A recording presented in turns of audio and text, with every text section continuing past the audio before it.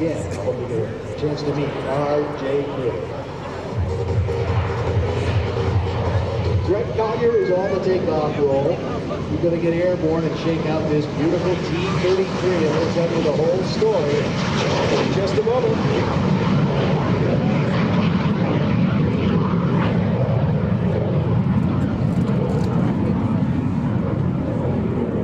Just want you to soak up the sound of that engine.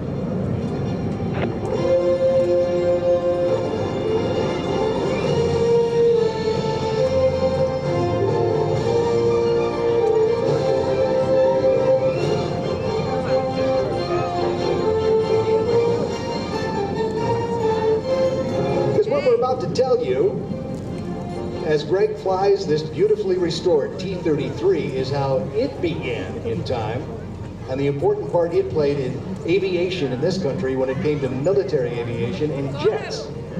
And you can't tell that story without telling the story of the Skunk Works. 1943, the U.S. Army's Air Tactical Service Command met with Lockheed Aircraft Corporation to express its dire need for a jet fighter to counter a rapidly growing German jet threat in the Second World War. 1 month later, a young engineer by the name of Clarence Kelly L. Johnson and his team of young engineers hand-delivered the XBA Shooting Star jet fighter.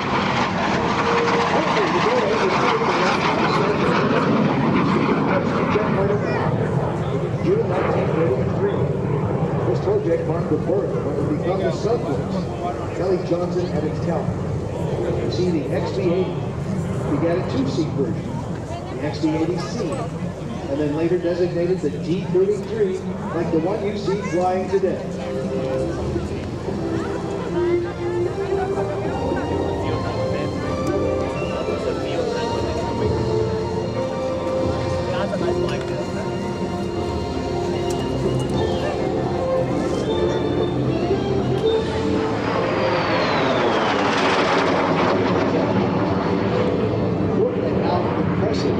It still is to this very day. And interesting, the former contract, the formal writing for the XB-80 did not arrive at Lockheed until October of 1943, 4 months after work had already begun. This would prove to be a common practice within the Skunk Works. Many times a customer would cover the Skunk Works with a request and on a handshake the project would begin. No contracts in place, no official submittal process.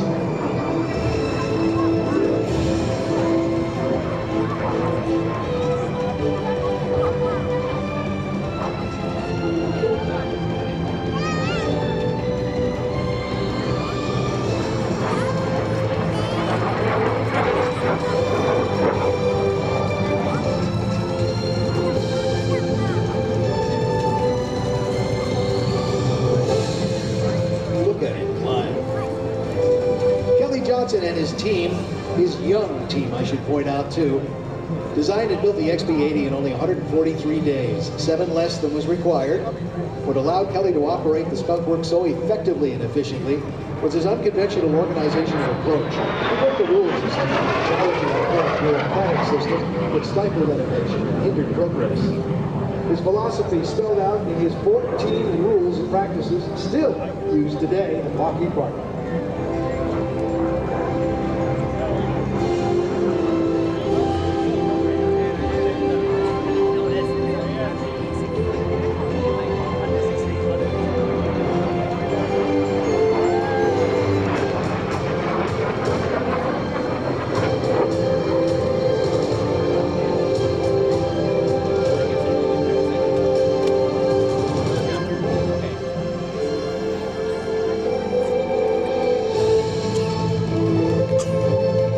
So this T-33, developed from Lockheed's PF, the P-80, the F-80, starting as the TP-80C and TF-80C in development, then designated the T-33A, first flew in 1948.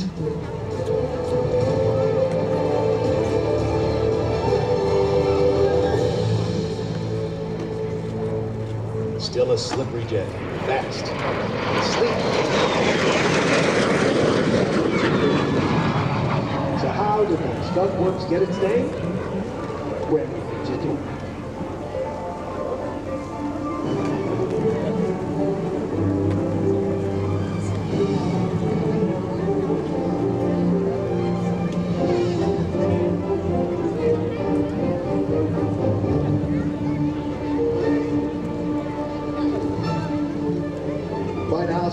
probably Googled it and told me. Well, let's see if they're right. It was the wartime years, I mentioned, 1943, when Kelly Johnson brought together a hand-picked team of Lockheed Aircraft Corporation engineers and manufacturing people to rapidly and secretly complete the XP-80 project. Because the war effort was in full swing, there was no space available at the Lockheed facility for Johnson's effort. Consequently, Johnson's organization operated out of a rented circus tent next to a manufacturing plant that produced a strong odor. It permeated the tent. Each member of Johnson's team was cautioned that design and production of a new XP-80 must be carried out in strict secrecy. No one was to discuss the project outside the small organization, and team members were even warned to be careful how they entered the phone. And the team engineer named Colyer ran an Outcaps newspaper comic strip at the time, a little after, which there was a running joke about a mysterious and malodorous place deep in the forest called the Skunk Works.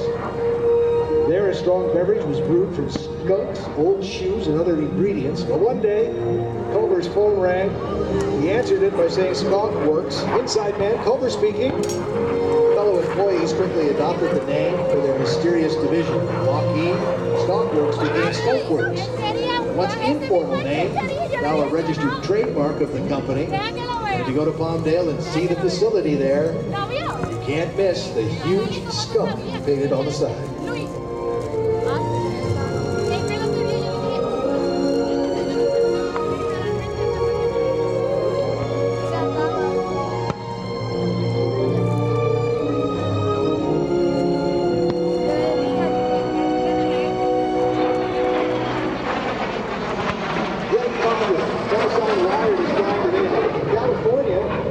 His first flight at the age of 7 in Sonoma there. Worked ever since. He earned his pilot's license at 18. He flew while serving with the Army in the 1980s. Retired 27 years as an air traffic controller in Oakland. The Lockheed T-33 shooting star ace maker, America's first operational jet fighter and jet trainer, was something he always wanted to have. After leaving the service, he served 27 years, as I mentioned, as an air traffic controller, building up the bread he'd need to buy his dream. His passion for the cockpit never left him. He worked his way up from a T-34 Mentor to an L-29 Delta, and finally acquired the first of 4 T-33s. He has some space to cross the nation, so he doesn't have to fly too far to get to the next show, and one in Australia. He is an athlete because to fly this kind of a routine and keep it in front of the crowd, as he always wanted to do. He was going to demonstrate this jet. He wanted to keep it out in front of you so you could see it a lot of the time, which means big and sustained G turns. So as he's turning in now, that's past to 3, 4, maybe as many as 5 Gs if he has to tighten it up. And not just on and off like some of our aerobatic pilots, pulling as many as 10 and 11. But he's got it sustained all the way around. And to stay fit to do that kind of thing, he gets into the Ironman thing, he's on a pro cycling team, and he's in the gym a lot. Greg Colyer, call sign Wire from California.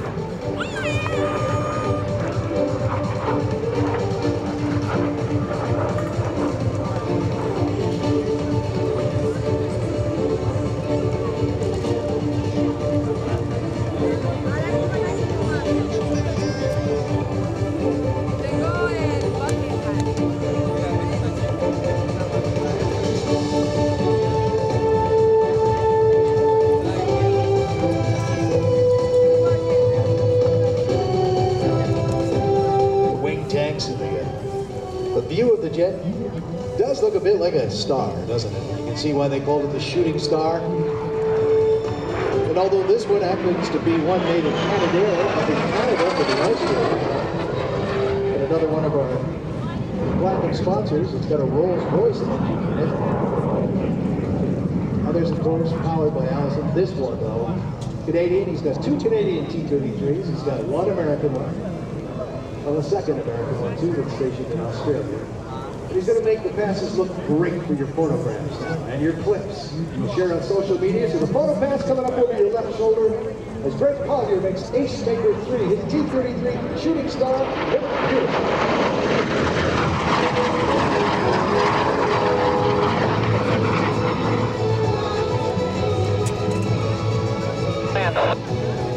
This is the bar. Last put wind 290 at T-33. Yeah, thank you, thanks.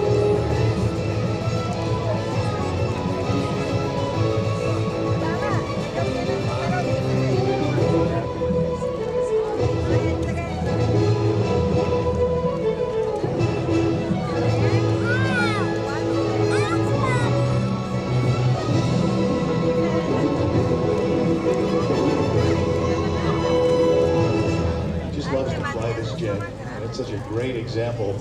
Ace Maker 1, 2, and 3 in his collection. This one's number 3. We'll get him back here and on the runway. We'll continue in just a moment with something a little bit different. Not a jet engine, not a propeller engine, not with fixed wings, but with rotating wings.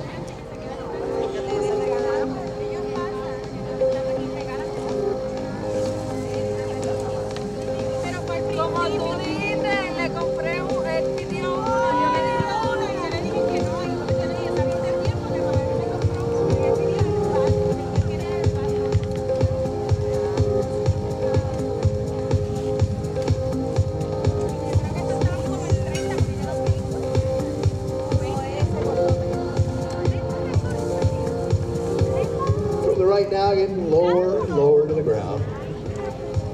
We'll get him back down. Cool thing about test, too, and that's what it's all about here, isn't it?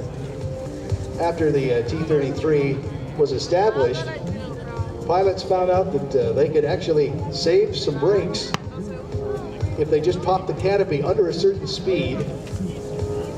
They just popped that canopy open a couple of inches. It was built strong enough that it acted as an air brake. And we'll see if Greg uses it. He might want to keep some speed on to get down to the other end and get turned around, because he's got to get home and to the next air show and go around some weather to get home. Parking via Fox. Excellent show, sir. Thank you. Yeah, he's got it open. He's using it. And by the way, if you hear all that popping, that's bird control. Don't be alarmed. They're out there, they're noise makers. They're not out there shooting the birds. They're actually just helping them find another place to go. That's a big part of what goes on at airport. Bird control people, wildlife control, essential. Speaking of safety issues and things go flying,